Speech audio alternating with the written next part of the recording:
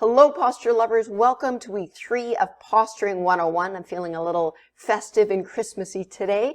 So every Wednesday afternoon, I'll be sharing one of your questions as a mini video presentation, just like I'm doing here.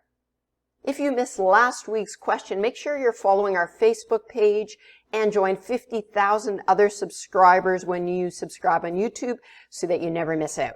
Now, if you have a question for me about your posture or your health, simply post your question to our Facebook page. Make sure you add your name, where you're from, and your question. And feel free to add a little image of your posture if you'd like to.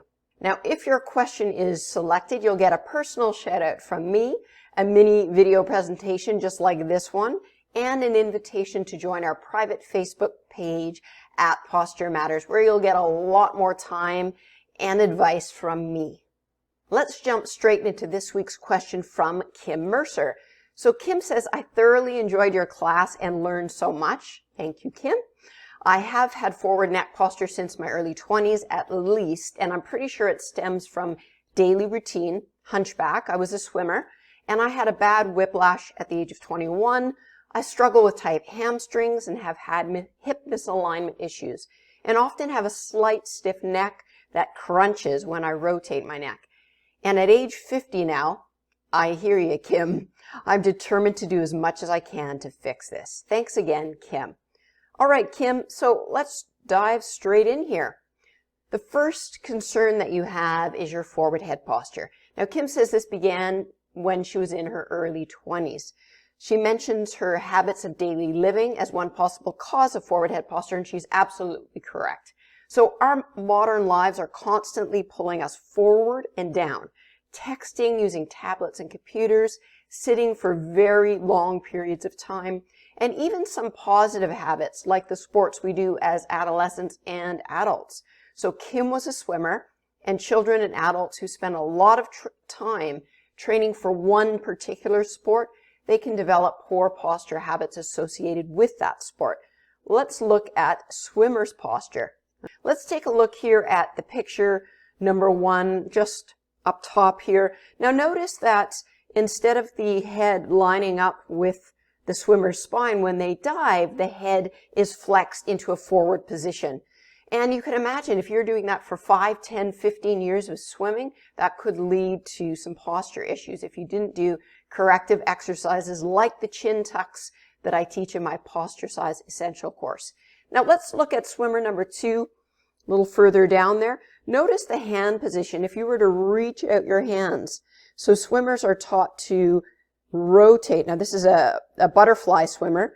Rotate so their thumbs are pointing down. If you do that now, what do you notice about your shoulders?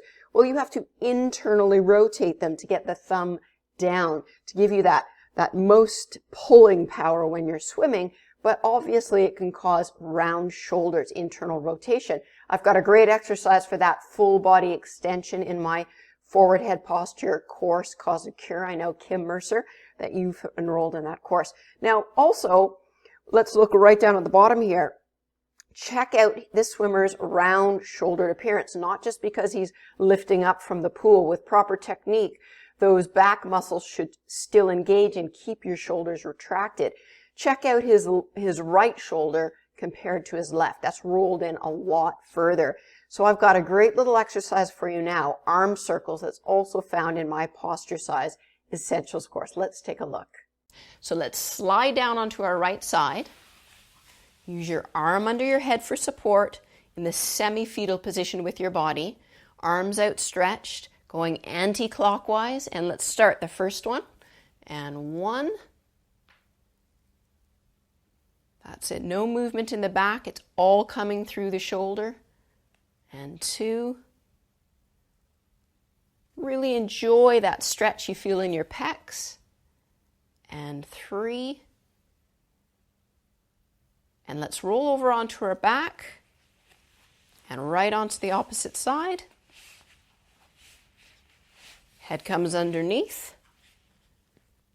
And with your arm nice straight back, all the way around.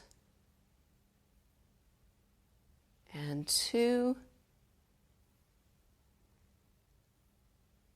And 3, straighten the back a little bit again. That's the way. and resting there. And when you're at home, you'll do 10 of those. If you have the time, go right up to 15 or 20 until the shoulder joints feel really loose. The second reason Kim believes she developed forward head posture was a whiplash injury from her early 20s. Kim is absolutely correct here. Past traumas can alter the normal inward curve of the neck, causing a forward head appearance. So whiplash can result from a car accident, but also falls off swings, downstairs, off a horse or a bike. In the picture on the left here, right underneath me, you see a total loss of neck curve. We call that a military neck when we look at the x-ray. So instead of a nice healthy curve in, this is a flat curve. And if you've had a whiplash or a head trauma in the past with obvious forward head posture, I recommend you get x-rays of your neck. Now, phase 2, the middle picture down here, you can see this is many years later, maybe a decade or two. Because of the weight of your head increasing significantly as it comes forward, the discs and joints in your neck, they have to work much harder. And that can wear out the discs and the joints in the neck. So you can see she's got, this particular patient not only has decreased disc height between 5, 6, and 7, but also the beginnings of little bone spurs. That's osteoarthritis. Now, phase 3 is when you start noticing the loss of function.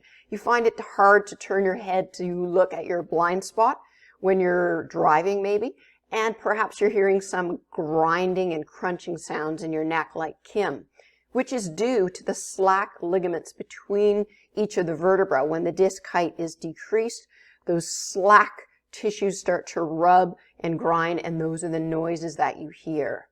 The third concern that Kim has about her posture are tight hamstrings and hip misalignment. Let's take a peek here. So it's important to remind you that correcting your posture means addressing your entire body and not just the areas that hurt. So this woman could definitely be a swimmer. The picture suggests she has strong abs, that's the front red arrow, and an athletic physique for sure. And also some of the posture problems I see in a lot of athletes, not just swimmers. So let's look at starting at the bottom with the feet. Now, if the hamstrings have normal flexibility, the ankles would line up directly under the hips. But here you see her ankles line up behind your hips. If you go and stand now with your legs behind your hips by 2, 3, 4 inches, you'll notice what happens is that throws your body forward. When you're thrown forward, you'll tend to sway or overarch your back, and that's the red arrow over there in the back. Now, as you start to overarch, again, your body weight's being thrown back, you'll compensate and round forward, leading to round shoulders and a pokey forward head posture. For those of you meeting me for the first time, I'm Dr. Paula Moore, the online posture doctor, and I've been helping people correct their posture and improve their lifestyle for over 20 years. Unlike many other experts out there, my aim isn't to highlight your pain. Instead, my focus is on the inside of your body, your spine. In other words, the root cause of your poor posture. Now get ready to enroll on my free posture crash course in just one moment. But if you'd like me to answer one of your questions, please post it to our Facebook page. And don't forget to include your name, where you're from, and your posture question. Now, if like Kim Mercer, you want to learn how to hardwire a daily posture habit, please go ahead right now, click the link in the blue box below. It's going to show up in a moment here, or follow the link in the description below if you're watching on YouTube. Don't forget to follow on Facebook and subscribe on YouTube so you get notified next week when Laura A., who has a fatty neck hump here at the top of her back, she asks if things aren't improving with exercises, when does she need to get an x-ray? Such an important question. Thank you so much for watching today, and I'll see you again next Wednesday afternoon. Thank you for watching. Bye-bye for now.